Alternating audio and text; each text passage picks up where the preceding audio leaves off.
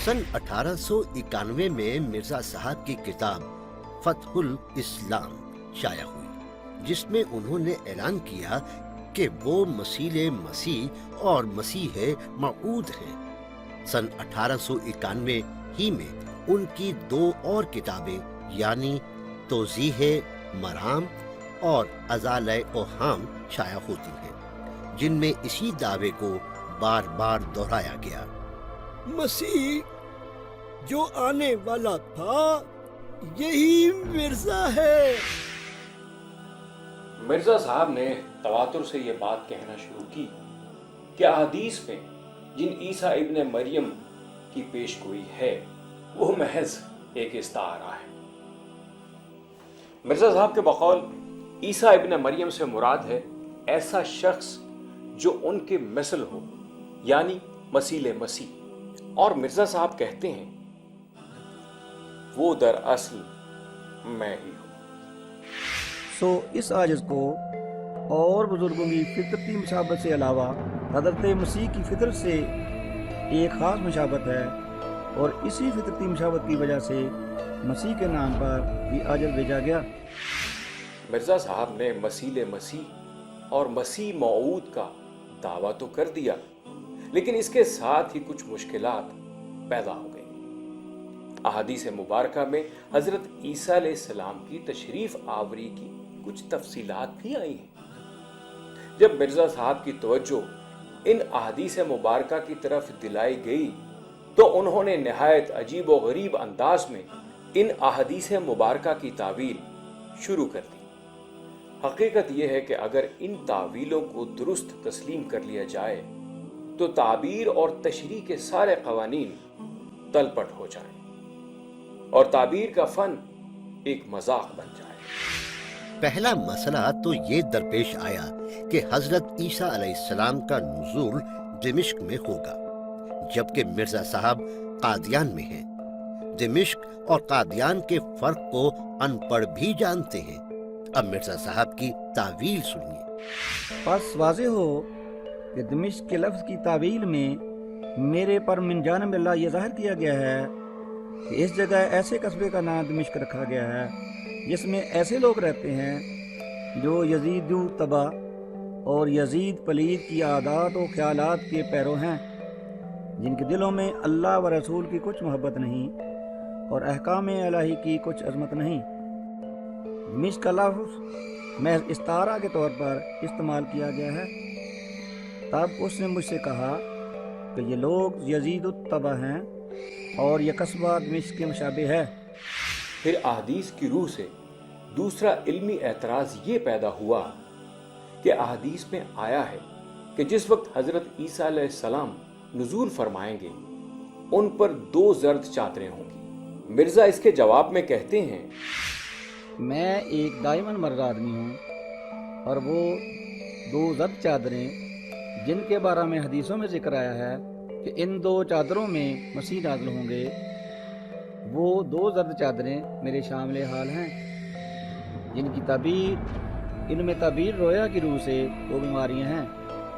तो एक चादर मेरे ऊपर के हिस्सा में है कि हमेशा सर दर्द और दौरान सर और कमी ख्वाब और तशन्नुज दिल की बीमारी दौरा के साथ आती है, और दूसरी चादर जो मेरे नीचे के हिस्सा बदन में है वो बीमारी दियाबितस है, एक मुद्दत से दामनगीर है और बसा औकात 100 दफ़ा रात को या दिन को पेशाब आता है, और इस कदर कसरत पेशाब से जिस कदर आरज़े ज़ोफ़ वगैरह होते हैं वो सब मेरे शामिल हाल रहते हैं।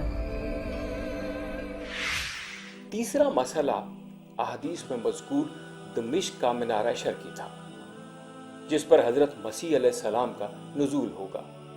यहाँ मिर्जा गुलाम अहमद ने दमिश्क के लफ्ज़ की तरह इसकी तावील की ज़हमत बर्दाश्त करने की बजाय यही मुनासिब जाना कि कादियान के मशरकी हिस्से में एक मीनार ही तामीर कर दिया जाए। उन्होंने सन 1900 में इस बात का फैसला किया और हस्बे मामूल मीनार की तामीर के लिए चंदा शुरू कर दिया। लोगों को तरगीब दी और 1902 में इस मीनारे का संगे बुनियाद भी रख दिया। अगरचे इस मीनारे की तकमील उनकी जिंदगी में ना हो सकी।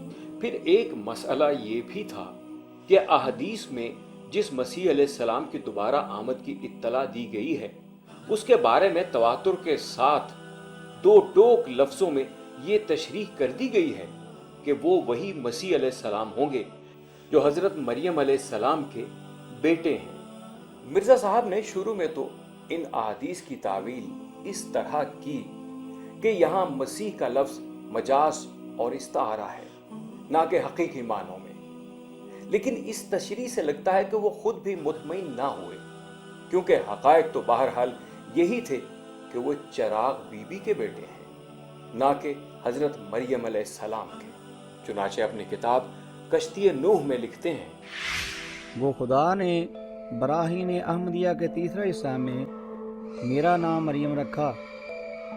फिर 2 बरस तक सिफ्ते मरियमियत में मैंने परवरिश पाई और पर्दा में नशो नमा पाता रहा।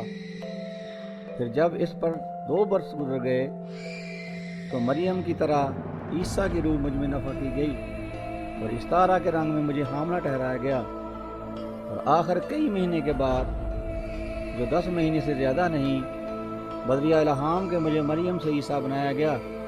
बस इस तौर से मैं इब्ने मरियम ठहरा। इस तरह मिर्जा साहब मसीह मसीह से जंप लगाकर मसीह इब्ने मरियम बन गए।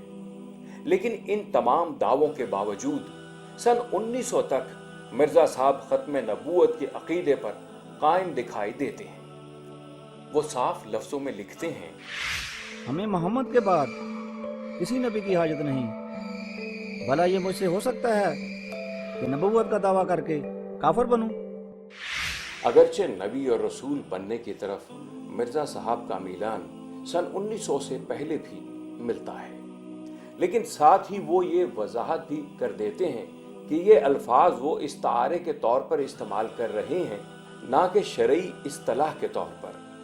सन 1900 में मिर्जा साहब ने अपने खास मुरीदों के सामने अपने आप को नबी कहना शुरू किया। मिर्जा साहब की जिंदगी के गैर जानिबदार मुताले से ये पता चलता है कि उनके ऐलानात और दावों में एक तदरीज है। वो एक मंसूबे के तहत आगे बढ़ रहे थे। मनाज़िर इस्लाम से खुदा का रसूल बनने के इस सफ़र में वो इत्मीनान कर लेना चाहते थे कि क्या लोगों की अकीदत इस दर्जे तक पहुंच गई है कि वो उनके नए दावे को कबूल कर सकें। मिर्जा साहब के ख्याल में ये वक्त आ चुका था। चुनाचे उन्होंने बहुत वाज़े अंदाज में नबूवत का दावा करना शुरू किया।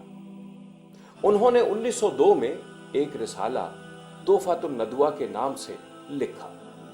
उस रिसाले में लिखते हैं, बस जैसा कि मैंने बार बार बयान कर दिया है कि ये कलाम जो मैं सुनाता हूँ, ये कतई और यकीनी तौर पर खुदा का कलाम है। जैसा कि कुरान और तौरात खुदा का कलाम है, और मैं खुदा का ज़िल्ली और बरूज़ी तौर पर नबी हूँ। और हर एक मुसलमान को दीनी अमूर में मेरी अताअत वाजिब है, और हर एक जिसको मेरी तबलीग पहुँच गई है गो वो मुसलमान है, मगर मुझे अपना हकम नहीं ठहराता, और ना मुझे मसीह मऊद मानता है, और ना मेरी वही को खुदा की तरफ से जानता है। वो आसमान पर काबिल मुआवजा है। मिर्जा साहब हालात व वाक़यात के मुताबिक अपने दावों में तरमीम भी करते रहते थे। जब खत्म नबूवत के हवाले से उन पर एतराज़ किया गया तो उन्होंने कहा कि वो मुस्तकिल नबी नहीं बल्कि उम्मती नबी है। जैसे शायरी में एक इस्तिलाह होती है शुद्र गुरबा, तो 2 अनमिल चीज़ों को जोड़ दिया जाए, तो या तो नबी होगा या उम्मती होगा। उम्मती नबी का मतलब हुआ कि मैं परिंदा इंसान हूँ, मैं अंधा बीना हूँ, मैं बहरा सुनवा हूँ। ये क्या मतलब हुआ इन चीज़ों का? यही है, ये सब चीज़ें इबरत दिलाती हैं कि हक से इन्हिराफ किस तरह अक्ल को खब्त कर देता है। ली की क्या ज़रूरत है? अगर मेरे पास असल की गाइडेंस मौजूद है तो मुझे सानवी की क्या ज़रूरत है? اس کی ضرورت نہیں ہے. اور پھر ریلیجن کا یہ کریکٹر نہیں ہے کہ ڈیفینیٹ لائنز لگانے کے بعد بلرڈ لائنز سے سہارا لے کر بات کو کرے. دوسرے خلیفہ مرزا بشیر الدین محمود نے بھی مرزا صاحب کو نہ ماننے والوں کے لیے، کیونکہ مرزا صاحب کو سچا نہیں مانتے، ان کے لیے اسی بات کا فتویٰ دیا ہے کہ ہر ایک شخص جو موسیٰ علیہ السلام کو تو مانتا ہے مگر عیسیٰ علیہ السلام کو نہیں مانتا، یا عیسیٰ علیہ السلام کو تو مانتا ہے مگر محمد صلی اللہ علیہ وسلم کو نہیں مانتا، یا محمد صلی اللہ علیہ وسلم کو تو مانتا ہے مگر مسیح موعود یعنی مرزا کو نہیں مانتا، وہ نہ صرف کافر بلکہ پکا کافر اور دار اسلام سے خارج ہے. اب یہ حوالہ واضح طور پر اس بات کو واضح کرتا ہے کہ مرزا صاحب کو ذلی بروزی صرف نبی نہیں مانتے، تمام احمدی حضرات موسیٰ علیہ السلام کی طرح، عیسیٰ علیہ السلام کی طرح اور محمد رسول اللہ علیہ وسلم کی طرح نبی مانتے ہیں. اگر ایسی بات نہ ہوتی تو پھر نہ ماننے والے کو کفر کا فتویٰ ان کے بارے میں نہ دیا جاتا کہ وہ کافر ہیں. پھر وہ کہنے لگے کہ وہ دراصل غیر تشریعی نبی ہیں، یعنی وہ نبی تو ہیں لیکن نئی شریعت لے کر نہیں آئے. لیکن ان کی تصانیف سے یہ بھی ثابت ہوتا ہے کہ وہ اپنے آپ کو مستقل صاحب شریعت نبی مانتے تھے. انہوں نے اپنی کتاب اربعین میں تشریعی یا صاحب شریعت نبی کی تعریف کی ہے کہ جس کی وحی میں امر و نہیں ہو، یعنی وہ کسی کام کے کرنے کا حکم دے اور کسی بات سے منع کرے. وہ مزید لکھتے ہیں کہ صاحب شریعت نبی کے لیے یہ ضروری نہیں کہ وہ نئے احکام لائے. اگر وہ گزشتہ نبی کے امر و نہیں کو جاری کرے تو وہ بھی صاحب شریعت نبی ہے. نبوت کا دعویٰ کرنے کے بعد بھی شاید مرزا صاحب پوری طرح مطمئن نہ ہوئے. چنانچہ انہوں نے بہت سے عجیب و غریب دعوے کیے اور بعض دعووں میں انہوں نے اپنے آپ کو انبیاء علیہم السلام سے بھی افضل قرار دیا. دل تھام کر ملاحظہ کیجیے. میں وہی مہدی ہوں جس کی نسبت ابن سیرین سے سوال کیا گیا تھا کہ کیا وہ حضرت ابو بکر کے درجے پر ہے، تو انہوں نے جواب دیا تھا ابو بکر کیا، وہ تو بعض انبیاء سے بہتر ہے. میری سیر ہر وقت کربلا میں ہے، 100 حسین ہر وقت میری جیب میں ہیں. انبیاء اگرچہ بہت سے ہوئے ہیں مگر میں معرفت میں کسی سے کم نہیں ہوں. میری آمد کی وجہ سے ہر نبی زندہ ہو گیا، ہر رسول میرے پیراہن میں چھپا ہوا ہے.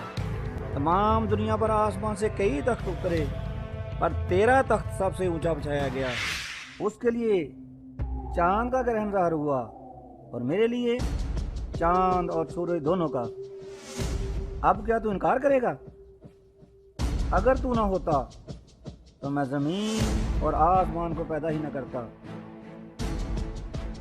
میں آدم ہوں، میں شیس ہوں، میں نوح ہوں، میں ابراہیم ہوں، میں اسحاق ہوں، میں اسماعیل ہوں، میں یعقوب ہوں، میں یوسف ہوں، میں موسیٰ ہوں، میں داؤد ہوں، میں عیسیٰ ہوں اور آن حضرت کے نام کا مظہر عتم ہوں، یعنی ذلی طور پر میں محمد اور احمد ہوں.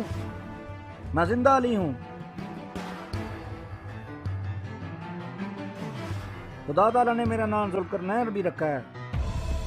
خدا نے بار بار میرے پر ظاہر کیا ہے کہ جو کرشن آخری زمانہ میں ظاہر ہونے والا تھا وہ تو ہی ہے، آریوں کا بادشاہ. میں حجر اسود ہوں.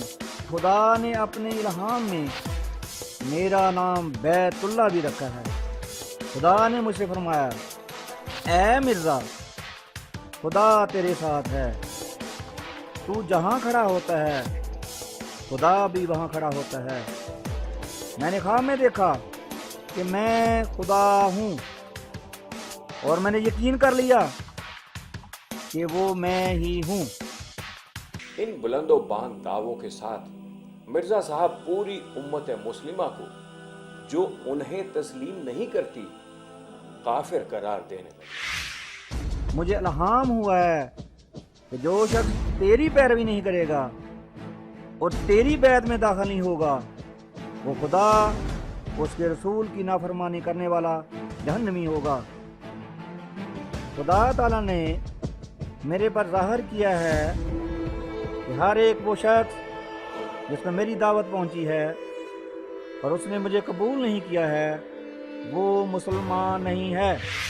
मिर्ज़ा बशीरुद्दीन महमूद अपनी किताब आईना सदाकत में लिखते हैं, हमारा यह फर्ज है कि गैर अहमदियों को मुसलमान ना समझें और उनके पीछे नमाज ना पढ़ें।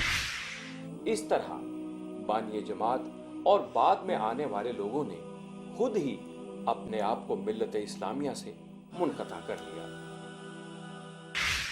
देखिए जी, पाकिस्तान जब बना था तो इन्होंने अपने आप को मुसलमानों से एक अलग, वो तो कहते हैं जी हमें अलग किया गया, इन्होंने खुद इब्तिदा इस बात से की, उन्होंने कहा जी हम एक अलग मजहब है।